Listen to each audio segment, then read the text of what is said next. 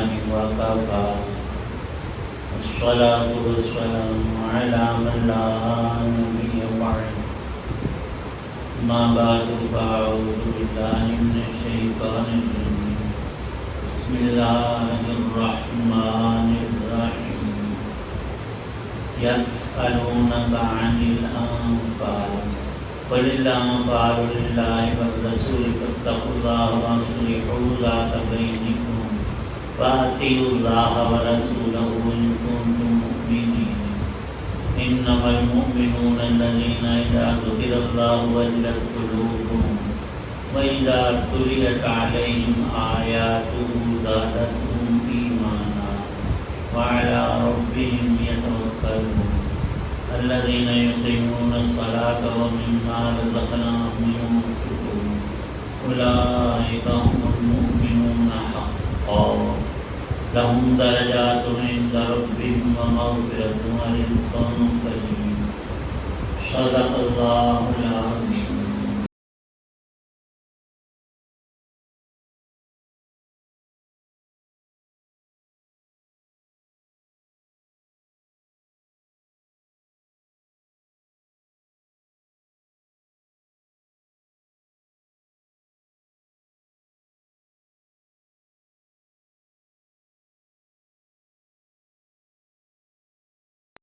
اے پیغمبر علیہ السلام، لوگ آپ سے مال غنیمت کے بارے میں پوچھتے ہیں، فرما دیجئے کہ مال غنیمت کے بارے میں فیصلے کا اختیار اللہ اور رسول کو حاصل ہے، لہذا تم اللہ سے ڈرو اور آپس کے تعلقات درست کر لو اور اللہ اور اس کے رسول کی اطاعت کرو اگر تم واقعی مومن ہو۔ مومن تو وہ لوگ ہیں جب ان کے سامنے اللہ کا ذکر ہوتا ہے تو ان کے دل ڈر جاتے ہیں، اور جب ان کے سامنے اللہ کی آیتیں پڑھی جاتی ہیں تو وہ آیتیں ان کے ایمان کو اور ترقی دیتی ہیں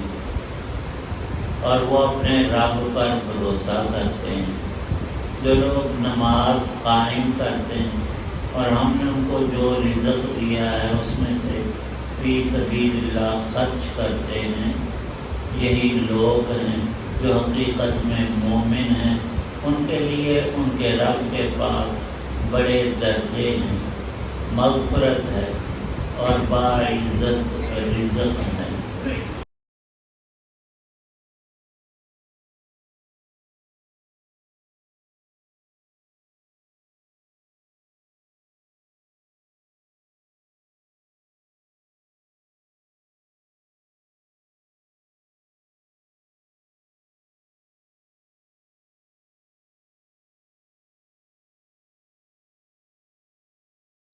سورۃ الانفال کی ابتدائی 4 آیات ہیں۔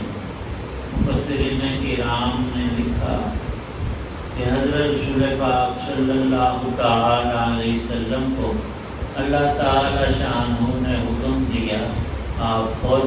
اور سب مسلمان مکے والے ہجرت کر کے مدینہ منورہ چلے جائیں۔ نبی کریم صلی اللہ تعالی علیہ وسلم کی عمر مبارک کے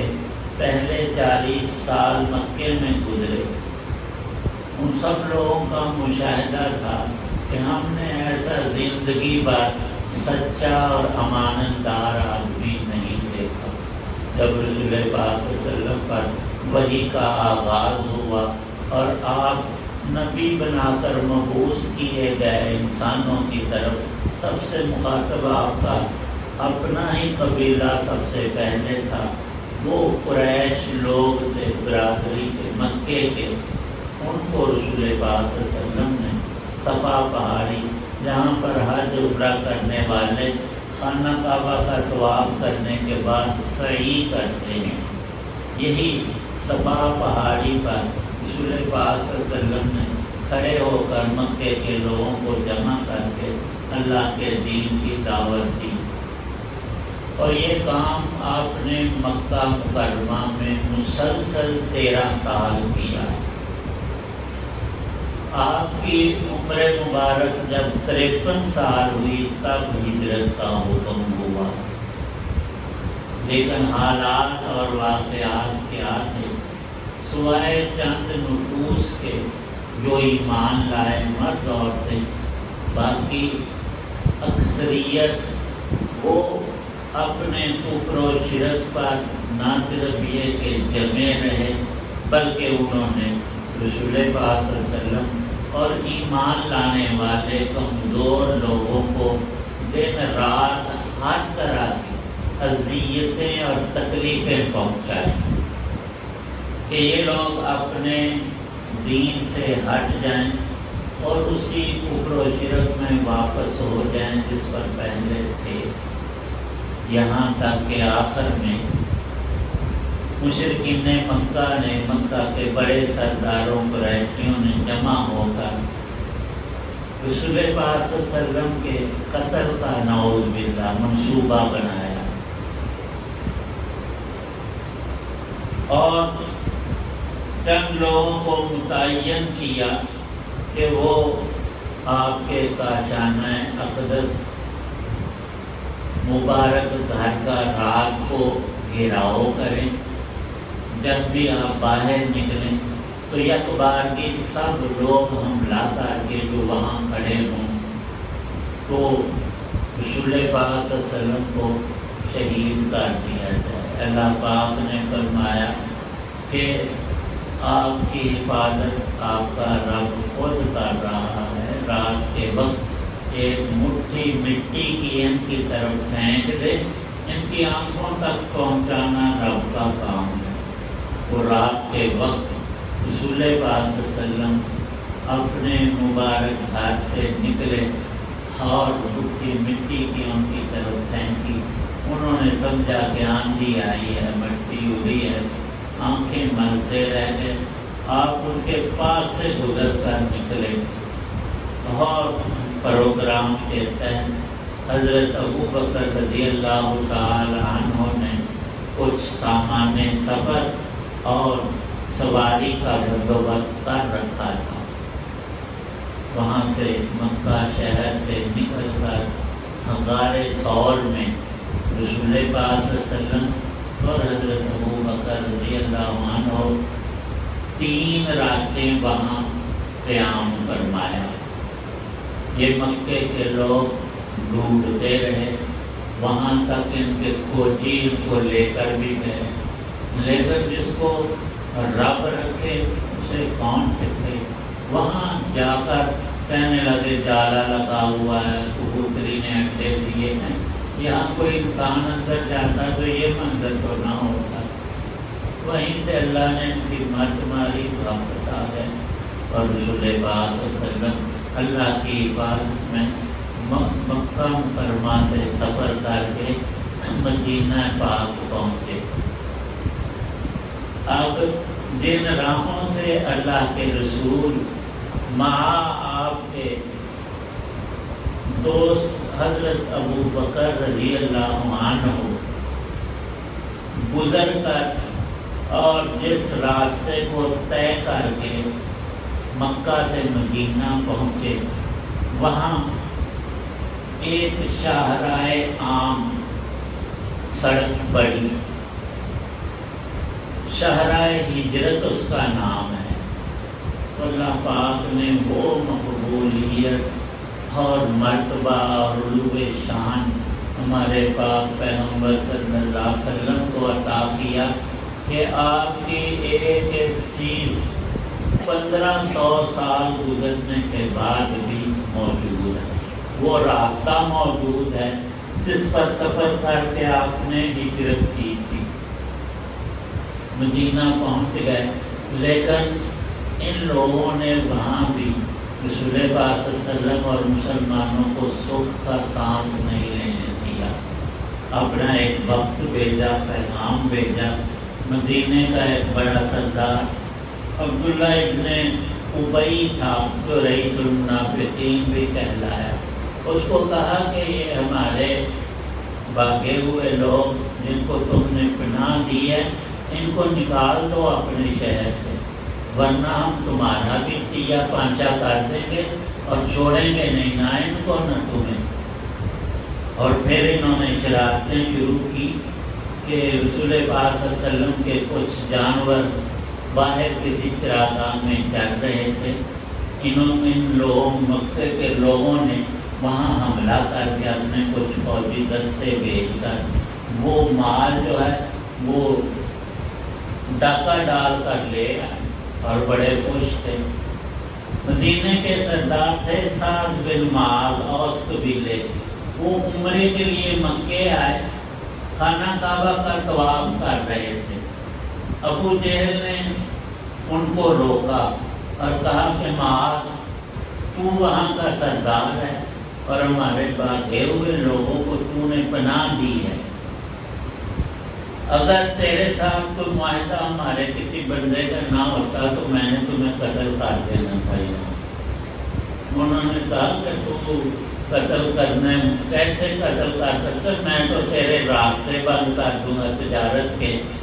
جو قافلے تمہارے ملک شام جاتے ہیں نا کروڑوں روپیہ کماتے ہو اکثر، وہ راستہ ہی بند کر دوں گا۔ اور پھر سن 2 ہجری میں جب یہ آیات پاک اور سورہ مبارکہ سورۃ انفال نازل ہوئی تو اس تناظر میں کہ مکے کے لوگوں نے اپنا پورا زور اور مال خرچ کیا کہ ہم اس تجارت میں جتنا نفع ہوگا سب سے پورے فوج تیار کر کے مدینے پر حملہ کر کے مسلمانوں کو ختم کریں۔ 1000 اونٹ، اب تو ٹرک ہوتے ہیں وہ اس وقت سب سے بڑا ذریعہ جو تھا سامان کے لے جانے لانے کا اونٹ ہوتا تھا،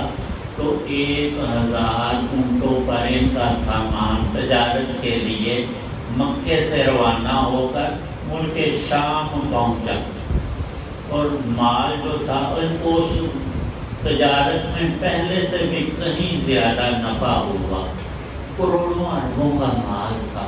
جب وہاں سے واپس ہو رہے تھے اور ادھر ان کے پچھلوں نے شرارتیں کی، مسلمانوں کے جانور لوٹ کر لے گئے، تو رسول پاک صلی اللہ علیہ وسلم نے حضرت معاذ رضی اللہ عنہ جو دھمکی دے کر آئے تھے، وہ صرف بات نہیں کرتے تھے، وہ پکی باتیں ان کی ہوتی تھیں، تو رسول پاک صلی اللہ علیہ وسلم نے اس قافلے کو، تجارتی قافلے کو بدلے میں پکڑنے کے لیے مدینے سے نکلے۔ وہ جو قافلہ تھا ساز و سامان تجارت کا، اس کا ہیڈ تھا ابو سفیان، اور اس کی عقل بڑی تیز تھی،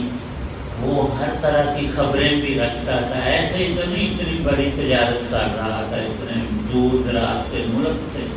اسے خبر اس کے جاسوس نے دی کہ تیری خیر نہیں نہ تیرے سامان کی۔ وہ راستہ جو تھا شہر عام وہ مدینہ پاک کے قریب سے گزرتا تھا، چند کلومیٹر دور، 80 کلومیٹر کی تھا،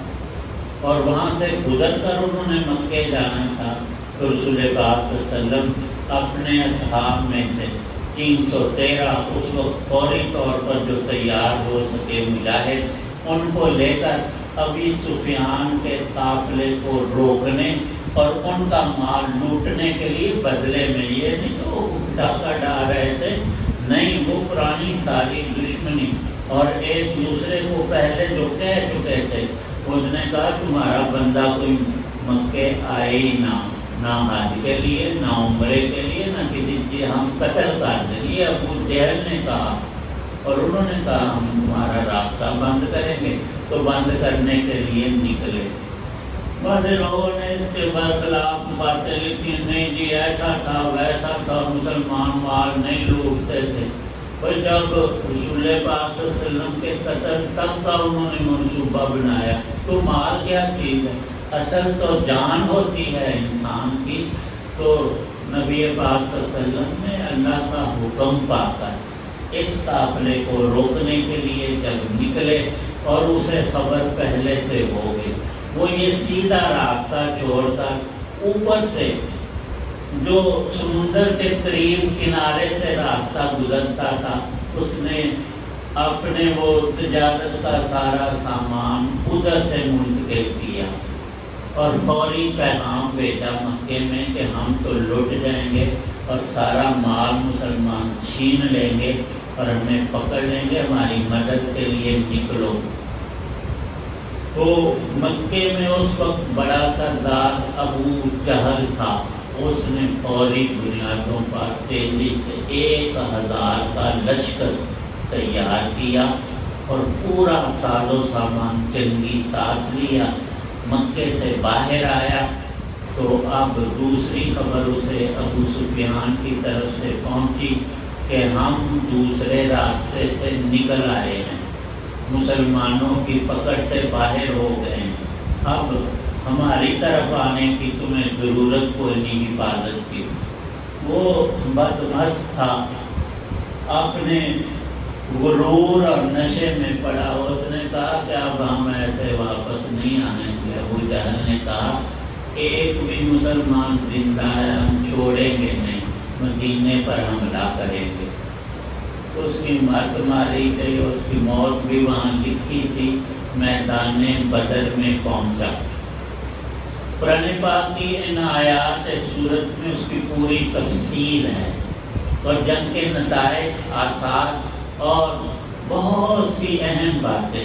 اللہ تعالی شانہ نے اس سورہ مبارکہ میں ذکر کی ہیں، جن کی تفصیل تھوڑی تھوڑی آیات کے ضمن میں انشاءاللہ آتی رہے گی، لیکن ان کو سمجھنے کے لیے یہ پس منظر جو ہے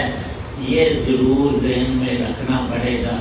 یہ مسلمانوں کی اور کافروں کی سب سے پہلی جنگ ہے، جس میں مسلمانوں کی تعداد بھی کم 300 اور کافروں کی تعداد 1000۔ مسلمانوں کے پاس جنگی ساز و سامان بہت تھوڑا